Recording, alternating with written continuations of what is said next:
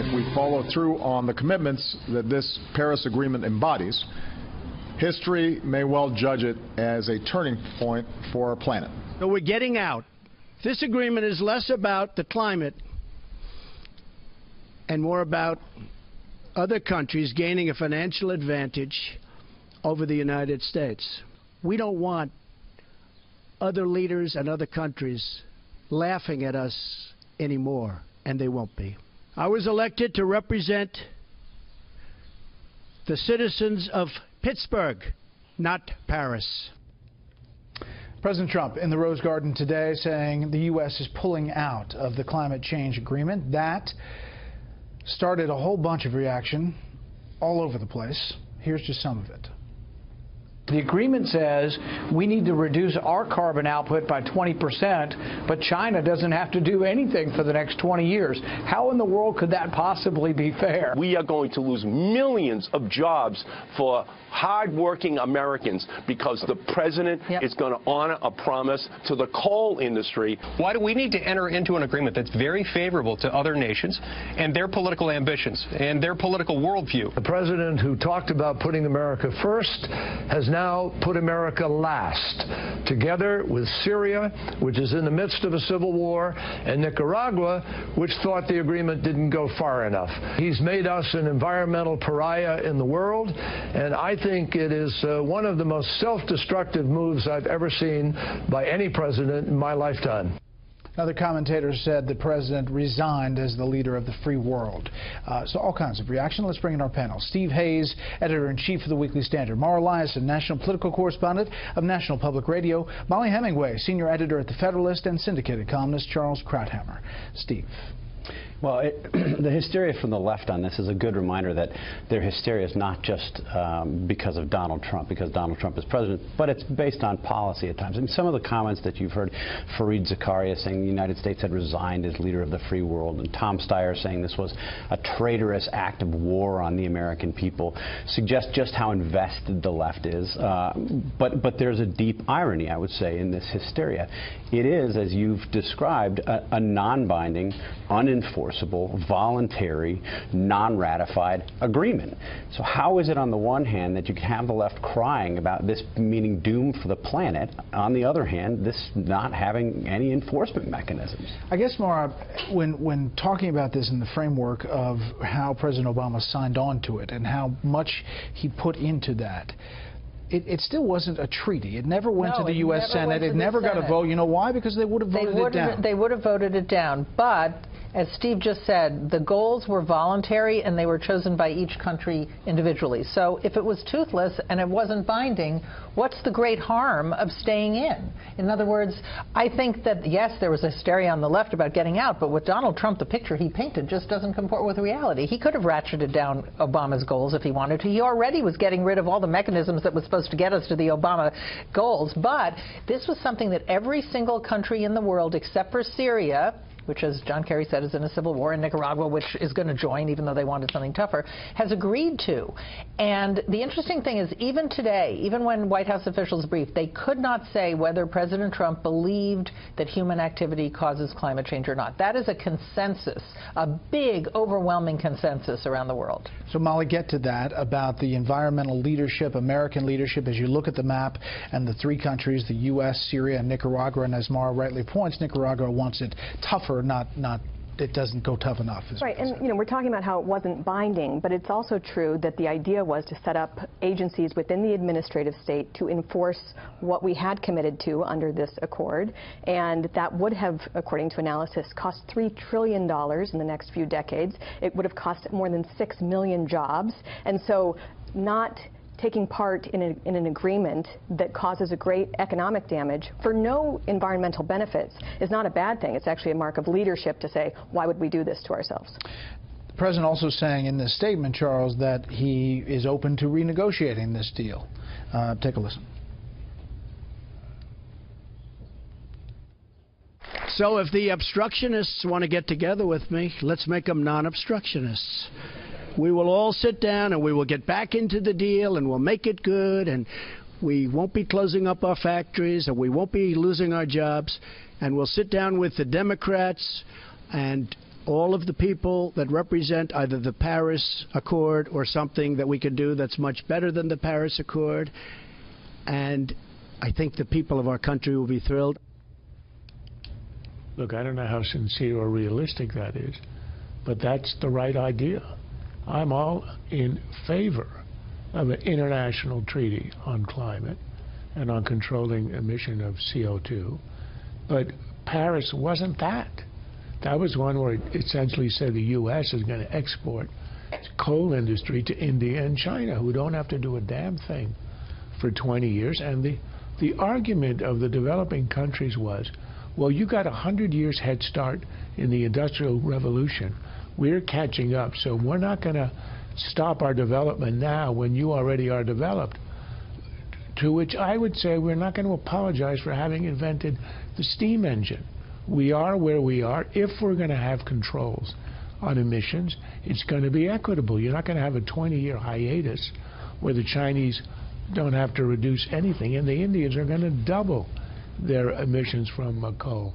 So I think withdrawing, look, I didn't like the language around it that the president hurled. It'll be useful in the presidential campaign, the next presidential campaign. But withdrawing from a treaty which was toothless, except that it would have been used in our courts to enforce restrictions on us, was a good idea. All right, Mara, let's talk about where climate change as an issue stands. If you look at Fox News polls just out, climate change concern, the time trend, this is number one, extremely or very concerned. In 2017, it's 60-40 to not very or not at all.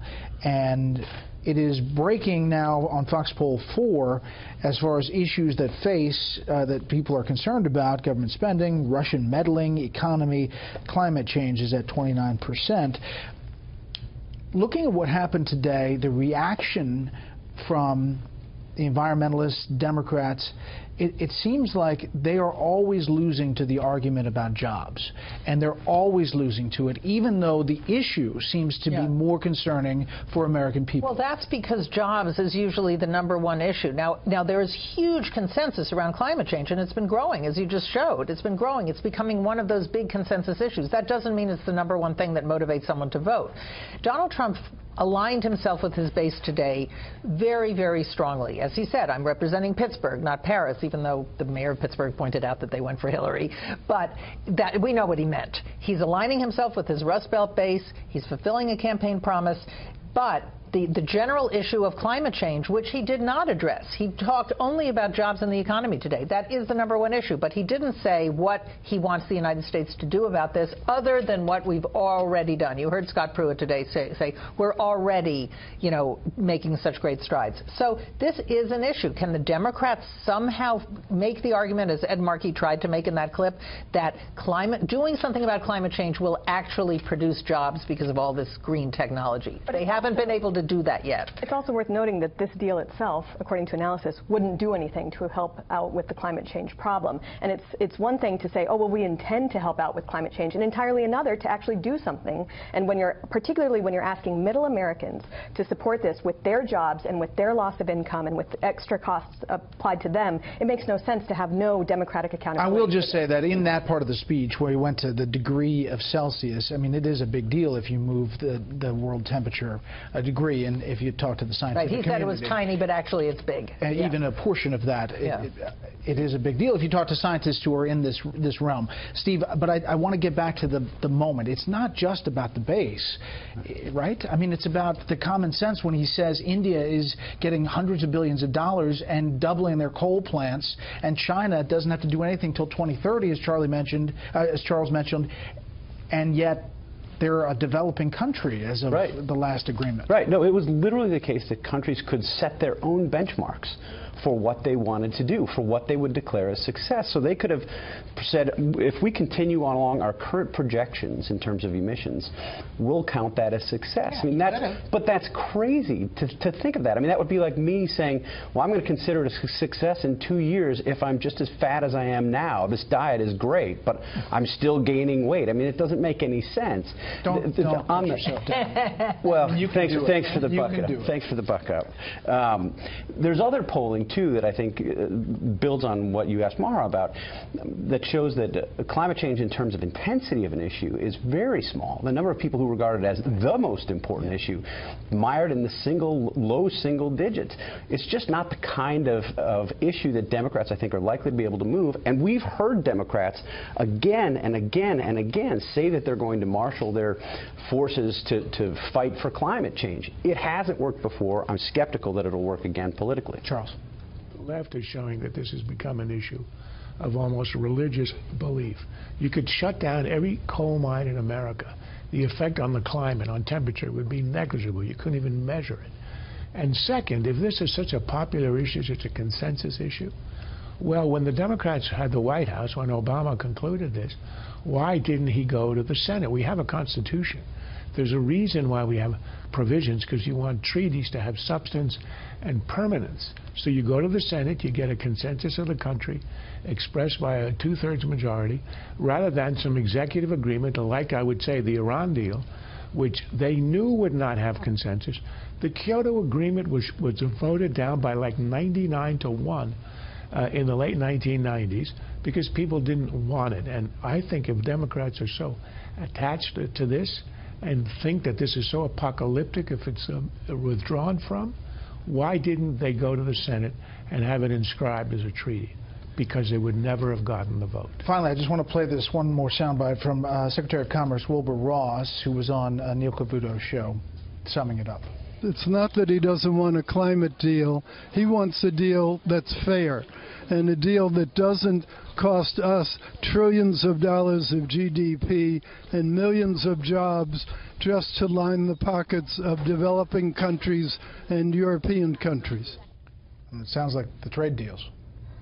Well, and this gets to the point again about the need for democratic accountability on this. We've seen globally people not appreciating even things that are good for them, like free trade deals. But when it comes to something like this, where there are so many downsides, so many costs politically and economically, and again, negligible gain for what the whole reason that we're supposed to be into this, you know, the environmental benefits, it's just not going to pass muster with the American people.